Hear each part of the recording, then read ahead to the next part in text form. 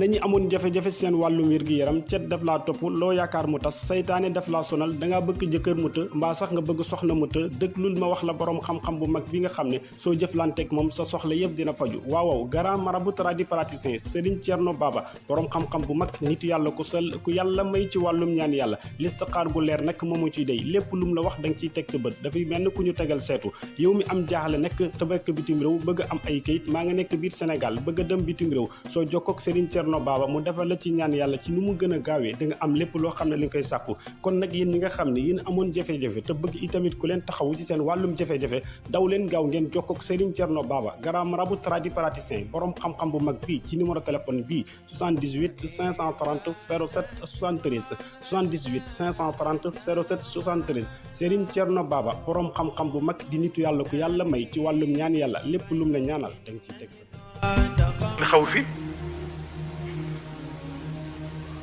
boobu mooy seen bos bu dee ci Isa wasalaamu alayya du dëgg bu dee ci wàllu Muusa falamma qassa alayhi alqasas qala najawt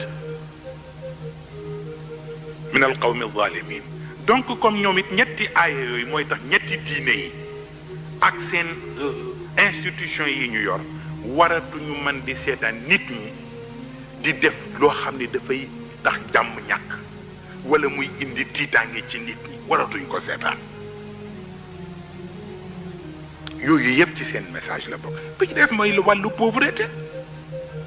kay dafa fekk li wolof di wax ne nag ku ràcc taf ci sa kanam mu dëll mais bu ñu lay wax ni la àdduna bi tey bii ñi nga xam ne ñoo yore àdduna bi gën a riche ci àdduna bi fukki nit ak ñaar lañu fukki nit ak ñaar te population mondiale dem ci presque léegi mu atteindre 6 milliards 6 milliards de personnes ñun la fukki nit ak ñaar ñoo ci gën a riche y compris ñoom Bill Gates loolu nu mu tudd kon bu ko politique yi seetaanee ñu di leen maate di def n'importe quoi mais religieux yi waruñu ko seetaan nañu seet nu ñu séddalee yëf yi ba ñi ci war a jot ci parce que bu dee ku mel ni yonent bi warul seetaan ko amul fu mu dugg warul seetaan ko amul lu mu dunde parce que li ko yàlla wax ne alam yajidka yatiman fa aawa wa wajadaka dallan fa hada wa wajadaka ailan fa agna kon dajale na yëpp ni ko amoo woon ku la fat parce que da nga di jirim say maam dee say baay dee sa ndey dee kenn fatu la maa la fat kon nag koo xam ni sa yonent yàllaa ko fat bi mu amul fu mu fat yow it war nga koo gis te amul ku ko fat nga fat ko bu dee ci Isa moom it fatam moo gën a yéeme sax te mooy biñ koy wuta rey te yàlla xam ne bu intervenirul ñu exécuté ko te le plus proche de ses collaborateurs moo dem boole ko muy Judas Iscariote bi ñu leen waxoon sànq Yahuda al Iscariote parce que boobu ñu ko bëgg a jàpp nee nañu ku fexe ba indi leen Isa ñu neexal la nangam te il faisait partie de ses plus proches collaborateurs ci kaw moom moo dem wax ak ñoom ba wax leen fu Isa ne mooy place bi ñu leen wan ni fa la defee son dernier repas keroog ma nga fa toog ak alxawaariyin moom la ñu tuddee les apôtres qala man ansari ila allah qala alxawaariyun nahnu ansarullah amanna billah rek gis ngeen comme niñ ko wane xëy na ñoom moom la ñu jàpp ni moom la ñu crucifié mais gis nga ñi nekk ci wetam yëpp ci xawaari yi la ñu bokk donc yàlla moo ko fatal boppam inni mutawaffika wa rafi'uka ilayka wa mutahhiruka min alladina kafaru donc moom itam ku bokk ci diineem waruloo seetaan kuy taxawàllu ci biti kenn du la fat wala kuy toog amuloo loo dunde amuloo loo yore ña nga am rabbi inni lima anzalta ilayya min xayrin faqir waaye bi mu ko nee faqir lu ca topp yaa abat istajirhu ah yàlla fi ne di xam nga ni ma demee sama mbir de xam nga di doy na waar Moussa yi wax de yàlla ni ko da nga yàkkamti rek moom mu naan yàlla man chômeur la gis nga liggéeyu ma dara waay moo tax maa ngi sonn yàlla ni ko da nga gaawantu rek fi muy waxee noonu yàlla naan ko chômeur la yu kenn xamul ak lu tuuti la mu def ca teen ba xale bu jigéen ba daal di ñëw ni ko góor gi mu ni ko sama papa nee na nga ñëw def la bëgg a embauché et puis surtout mu ñëw Chouaïb di yonent comme moom embauché ko ameel ko salaire ba noppi jël doomam may ko mu faf nekk goroom donc pour wax la yu mel noonu mooy tax nag message bi mooy yi ñoo tudd kenn mënu ko comprendre ay exclusion ay fin dans le monde te itam théâtre yi ñu ko boole moom la kenn comprendre lan la dañoo tudde ay aide humanitaire mooy la mais def nga ni lii ñuy def yenn yi loolu lu mu tudd mais kooku yëpp ay nit la ni da ngay dimbale ay nit dem jël avion jël ay carton def ko ci di ko sànni carton yi daanu ci suuf lu ne jaxasoog moom nit ñiy daw mais entre nous loolu dignité amu ci te fu nit ñu ñuul am rek lañ koy def wala yenn xeet yi mais duñ ko defal xeet bu weex bi ci des mooy li nekk ci suuf il y a anguille sous roche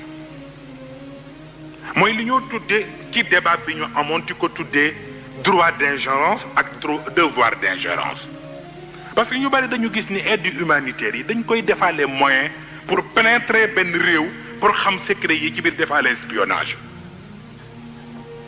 moo tax bi ñu ko defee lekk droit d'ingérence am benn professeur bu leen sañu leen ko droit d'ingérence amu fi mais devoir d'ingérence mais ingérence humanitaire mais malheureusement li xew la guerre du Golfe les Américains li ñu bëggoon mooy installé wu ci biir Moyen-Orient contrôler lépp tout ce qui est économique ci pays monde islamique bi ñu contrôlé ko dem nax arabe yépp ñu fàtte seen yonent fàtte seen diine fàtte seen ngor fàtte seen mbokk def coalition de 29 pays contre un seul pays l'Irak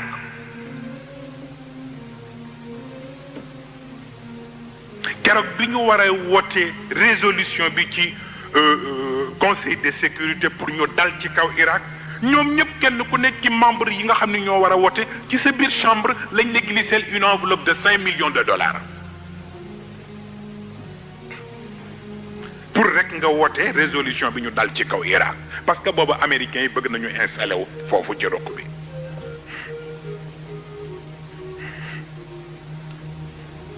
contrôler les puits de pétrole loolu tax mu taal puits de pétrole ya ca Koweït ndax moo leen fa taxoon na ñëw parce que ñu ngi commencé di subir conséquences yi ci problème yi ñu am gis ngeen ko fan yi ci grève yi loolu moo taxoon ñuy rey seen bopp coow yi ñu fi doon coow ci embargo bi gis ngeen ko ci télévision yi fan yi yéen ñëpp suivre ngeen ko avion bi jógee Jordanie dem Irak ak it français yi doon préparé pour dem Irak pour que violer embargo bi parce que tàyyi nañ mais fan la tegu réew bu ànd ak léppam ànd civilisation ànd ak culture am ànd ak population bu day ni bu Irak xale yu tuuti yaa ngay dee parce que hôpitaux yi amatul dara énergie amatu fa dara amatu mais boobu civilisation ban civilisation la moo tax il faut dire la vérité il faut appeler les choses par leur nom xam naa sama bokk yi sax léeg-léeg ñu ni góor gi dafa tàng mais gis nga fontu baaxul mooy li ngeen wax ni nit bu waree intervenir day intervenir démb ba ñu toogee ca réunion ba ñu commencé waaw xam nga ñi fi ñëw bokkuñu ak ñoom diine bokkuñu ak ñoom réew bokkuñu ak ñoom ay tradition ñu ñëw rek dugg ci suñu réew man leen ba ngeen di ñëw di ñu coloniser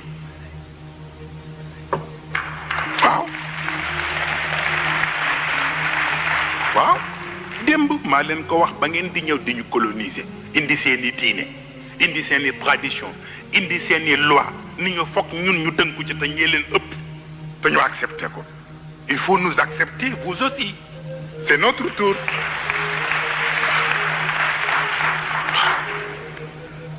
ñu ni miig xanaa moo tax ñu bari ñëwuñu tey ci conférence bi mais ça ne me dit rien c'est la vérité fi ñu waxee ba noppi man tontooguma évêque bi jóg di dem man ko c'est pas sérieux parce que politique yi sax mën naa nangu ñoom ñu dem parce que man nitu diine la mais yow nitu diine nga yaa njëkk jóg ni da ngay dem te wax nga ba noppi te tontooguma la toogal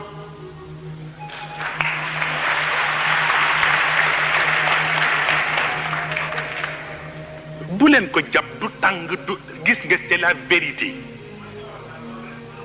waaw bu ko defee nag gis nga am na Serigne Cheikh nee na kii ragal li lay dàq du la aar ki ragal li lay dàq du la aar du tàng du mer du déedéet lu ma wax dëgg la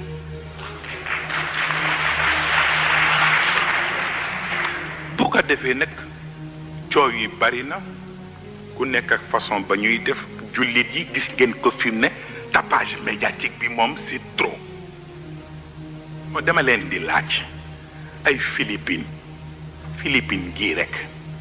ah ñu ni dañoo jàpp ay otage kenn déggul pendant 4 mois télévision yi kenn déggul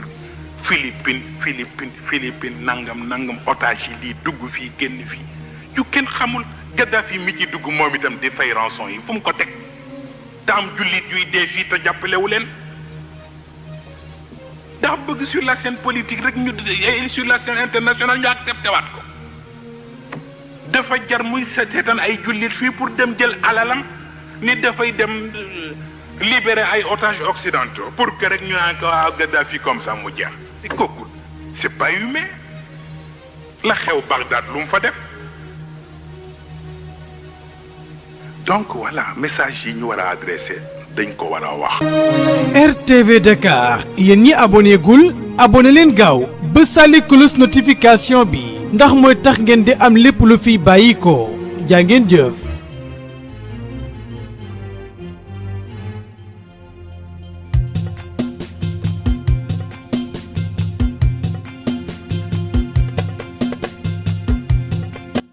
ana ñi amoon jafe-jafe seen wàllum wér-gi-yaram cet daf laa topp loo yaakaar mu tas saytaane daf laa sonal dangaa bëgg jëkkër mu të mbaa sax nga bëgg soxna mu të déglul ma wax la borom xam-xam bu mag bi nga xam ne soo jëflanteeg moom sa soxla yëpp dina faju waaw grand marabout tradipraticien Serigne Thierno Baba borom xam-xam bu mag nitu yàlla ku yàlla may ci wàllum ñaan yàlla listixaar gu leer nag moomu ciy day lépp lu mu la wax da nga ciy teg sa bët dafay mel ni ku ñu tegal seetu yow mi am jaaxle nekk te nekk bitim réew bëgg am ay kayit maa nga nekk biir Sénégal bëgg a dem bitim réew soo jokkoog Serigne Thierno Baba mu defal la ci ñaan yàlla ci nu mu gën a gaawee da nga am lépp loo xam ne li nga koy sàkku kon nag yéen ñi nga xam ne yéen amoon jafe-jafe te bëgg itamit ku leen taxawu ci seen wàllum jafe-jafe daw leen gaaw ngeen jokkoog Serigne Thierno Baba grand marabout tradipraticien borom xam-xam bu mag bii ci numéro téléphone bii 78 530 07 73 78 530 07 73 Serigne Thierno Baba borom xam-xam bu mag di nitu yàlla ku yàlla may ci wàllum ñaan yàlla lépp lum la ñaanal da nga ciy teg sa